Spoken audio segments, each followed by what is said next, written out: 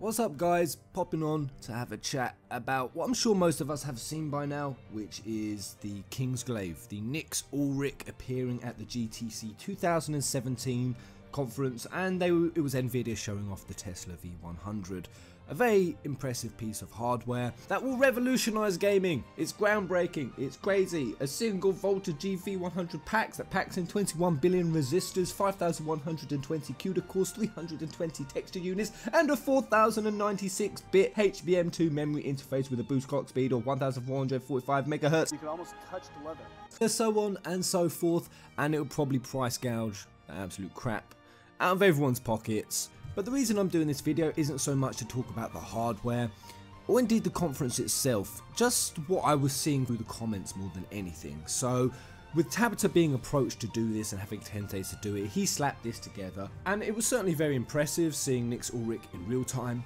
It was impressive, although certain other elements of that clip wasn't quite up to scratch, especially with environmental detail. But no, again, like Tab said, we only had 10 days, so they worked around the clock, they got out what they could, and it was just kind of showcasing, or the general premise that they were pushing was, this is a cinematic quality film, Kingsglaive, and this is what we want the future of gaming to look like. We want them to be on par. Games could look like cinema quality. This is even what the future of Final Fantasy could look like. FF16, it could look like this. And just really pushing into that graphical detail, that being the focus. And it was no surprise to me, being as not that long ago I did that video, Square Enix, give it up. And in this video I kind of expressed what the comment section was overwhelmingly expressing, which is the idea that we want the focus on story, not on graphics, and there is this general concern that being way too focused on the graphical quality is taking away from other elements of the game. Other elements that are really important to us Final Fantasy fans, which is story, and not just story, but a story that has longevity, a story that is 50 hours long.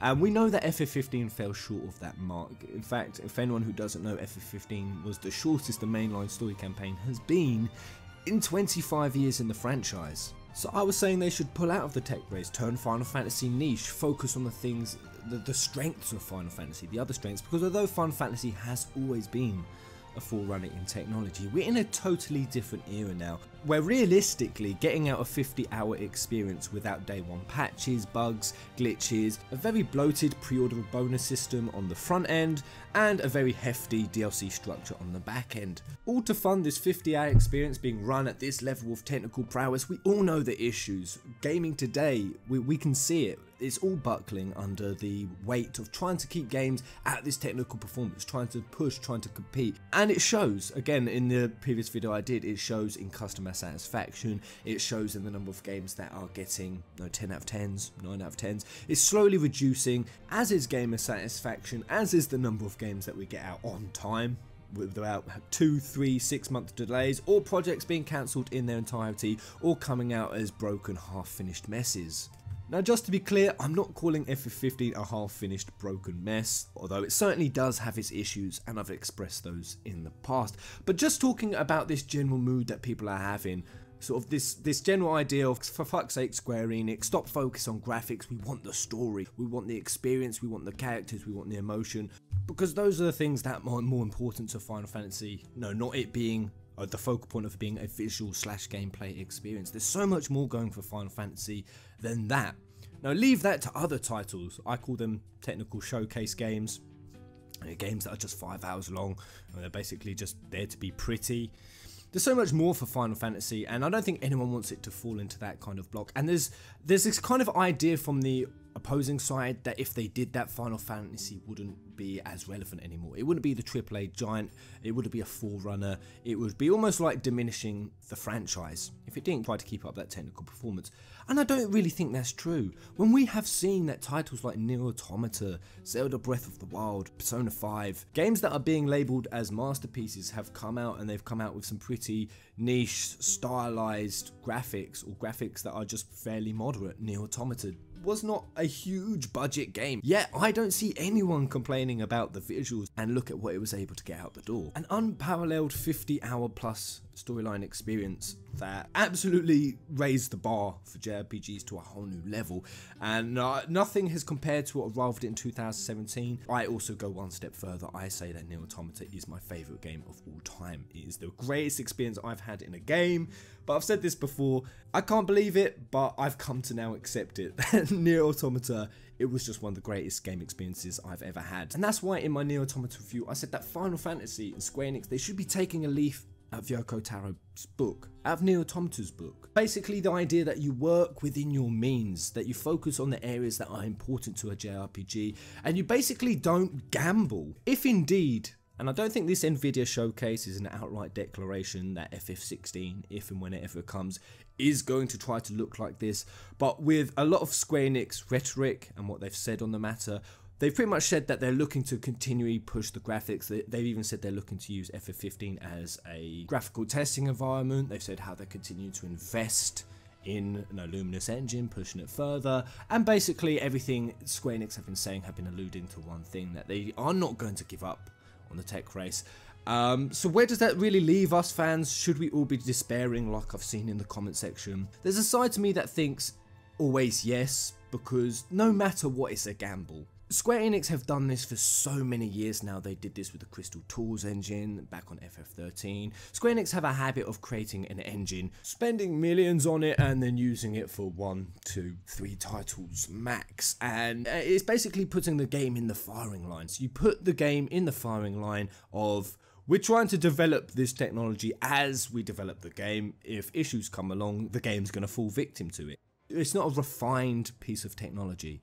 So any kind of issues can come out of the woodwork, and indeed we've seen it, and that's why games fall victims to bugs, glitches, patches, being delayed, and having content shaved off, content they can't finish. Regions they can't finish, we've heard the rumours, and we've seen it in FF15 certainly, that there were areas they started working on but didn't finish. So I think it will always be a gamble, but I want to do this video to say why I also think it could work, and why there's a side of me that isn't all doom and gloom, that if Square Enix were to continue down this path, while they could certainly make Final Fantasy stylized and niche, and I think they've done that with FF7 Remake, that's kind of where my hope comes in.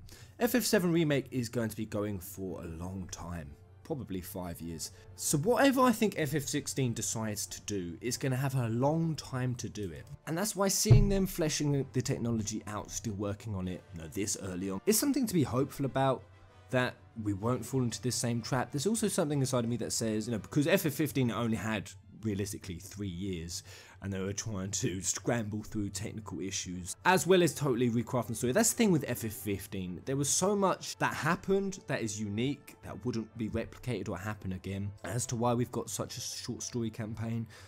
Even just beyond the whole thing with Nomura's story being overhauled, Tabata coming on board, and how late in the day that was, we all know the story. I highly doubt something like that would happen again. But there's also a lot of else in FF15 that makes me think it wouldn't happen again with FF16. Is FF15, they kind of pitched it as the road trip was the experience, the gameplay was the experience, and the going on the journey and the banter and the camping, that was part of the story. And for a lot of people it was. And that's why, while I was out on that road trip, it felt like a part of the story for me, because I got really invested in the characters and the story, and I get invested in Final Fantasy games more than the average person. So all the while the road trip was happening, I felt like I was still in part of the story. I felt immersed in the road trip.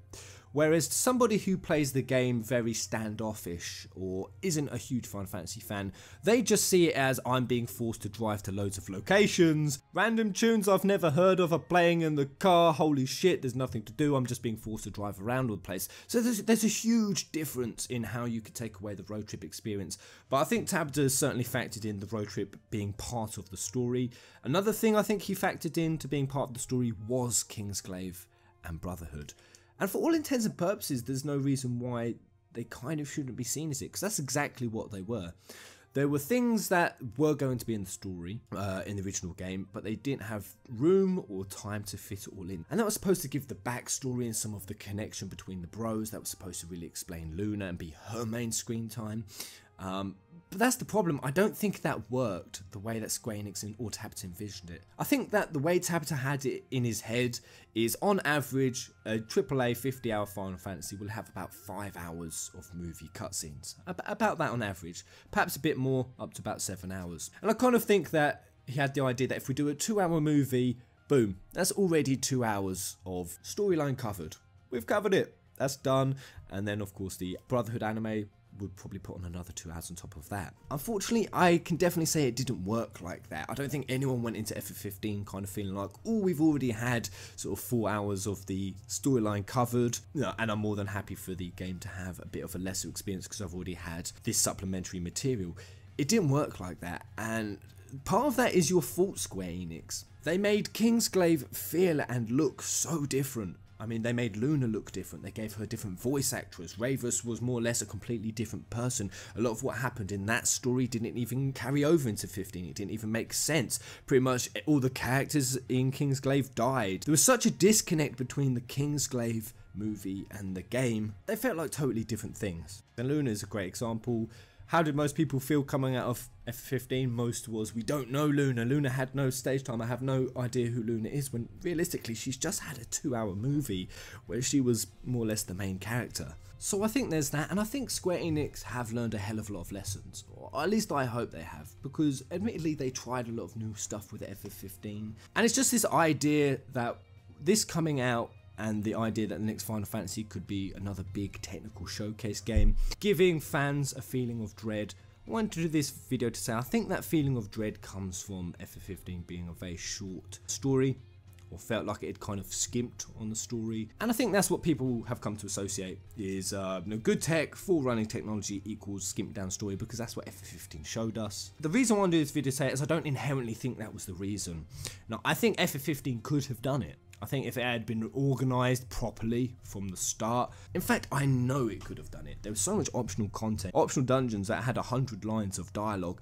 If you could create a dungeon that's going to take you 2, 3, 4 hours to go through and has 100 lines of optional dialogue, there's no reason why all of that time, resource and voice acting couldn't have been put into some more storyline. There's no reason why the quests and the NPCs couldn't have tied in to the storyline a hell of a lot more than they did. There's absolutely no excuse for fetch quests. There's so much that FF15 could have done, so much else that could have been utilised to full effect, to give us that full experience. Square Enix, if you're going to pull it off, I think you've got to get a hell of a lot more organised. There has to be a clear vision, a clear strong vision from the go. There can't be any of the flip-flopping that there was. So I think they can do it. I know I've been a lot of gloom and doom. Oh, it should go niche and graphics are bad and we want storyline. I know I've been pushing this idea, but I do think it can happen. And again, I do like graphics. I say it. I do appreciate them. I would like a fantastic, stunning looking Final Fantasy. One of the huge things, if you want the graphical details, go linear. I keep saying it.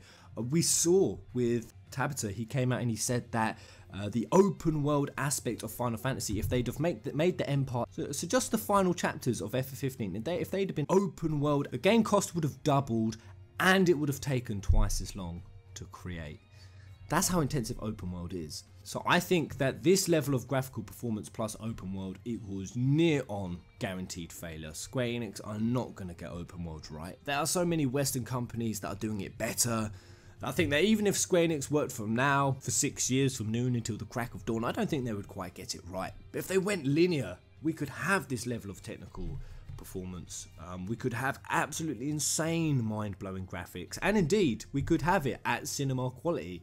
I could see Final Fantasy 16 reaching what you're envisioning if you do it within a linear environment. If you do it within an open world environment, you might as well just spread your glutes and prepare yourself for the rough pounding that game's dev cycle is going to give you, because it will not be pretty and it never will be pretty. That is way too much to take on in one go and expect the storyline to be at the level, the storyline, the emotion and the immersion and the fleshing out that us Final Fantasy fans have come to expect. So I'm not inherently worried about the tech, it's the context of the tech, what they do with it, where they go, how they go about implementing it. In fact, what I'm more worried about, which FF15 really put my warning signals up, is how westernized it was and the westernized elements. And again, I've gone through the list, I won't go through it again, of everything that FF15 that brought in that was clearly a westernized influence. That's something I'm more worried about than the tech. I think that's way more important than whether or not the game goes stylized, whether Final Fantasy goes